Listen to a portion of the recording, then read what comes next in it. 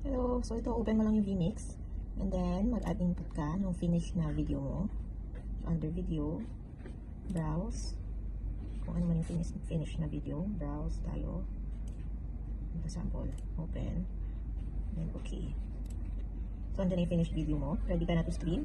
Pero you have to edit the streaming title. Diba? So, Facebook settings. Make sure na yung account or location should be Jesus Reigns Forever International Ministry.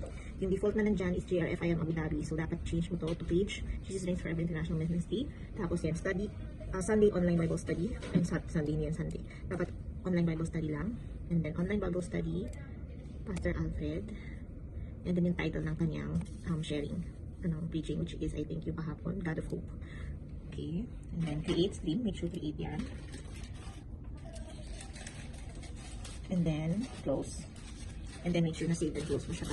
Now you're ready to stream. Exactly at 3:53 pwede ka nang mag-stream. And then syempre i-play mo to. I-play mo muna, and then you can click the stream. Yan. So watch mo lang hanggang bantayan mo lang hanggang matapos, and then stop stream na after. Alright?